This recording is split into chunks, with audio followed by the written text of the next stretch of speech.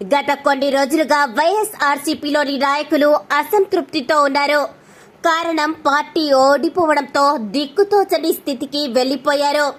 ఒక్కొక్కరుగా పార్టీలోని నాయకులు అక్రమ నిర్మాణాలతో అక్రమ సంపదలతో మీడియాకు ఎక్కారు.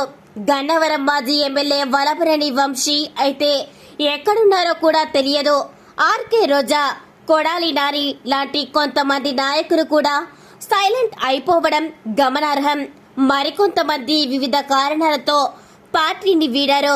పార్టీలో ఉన్నటువంటి 11 మంది కూడా ఉంటారో లేదోనన్న మీమాంసలో పార్టీ శ్రేణులకు భయం పట్టుకుంది. ఈ మేరకు వైఎస్ఆర్సీపీ అధ్యక్షుడు వైఎస్ జగన్మోహన్ రెడ్డి పార్టీకి సంబంధించిన మీటింగ్ పెట్టారు.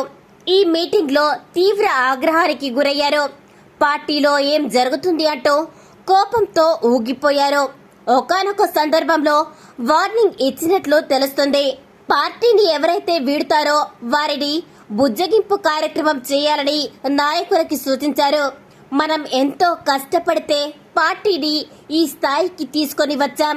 అలాంటిది ఇప్పుడు కష్టాల్లో ఉంటే పార్టీని వదిలి వెళ్లడం సమంజసం కాదని నాయకులతో అన్నారు.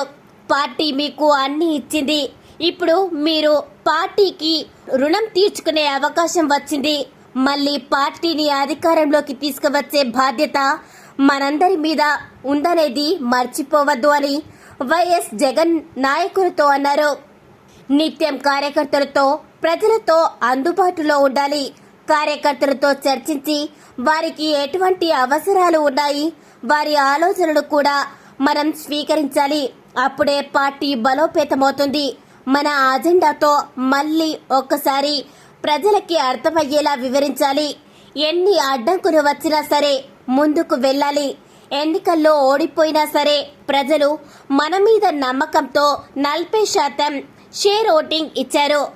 వాటిని మనం రెట్టింపు చేసే కార్యక్రమం చేపట్టాలి. అధికార పార్టీ అయిన తెలుగుదేశం పార్టీని మనం ఎదుర్కోవాలి. ప్రజలకి వారు ఇచ్చిన హామీలను నెరవేర్చే వరకు పోరాడాలి అని పార్టీ అధ్యక్షుడు వైఎస్ జగన్ నాయకులతో అన్నారు. మరి ప్రజలు అధికార పార్టీ వైపు మొగ్గు చూపుతారో లేక వైఎస్ఆర్సీపీని నమ్ముతారో చూడాలి.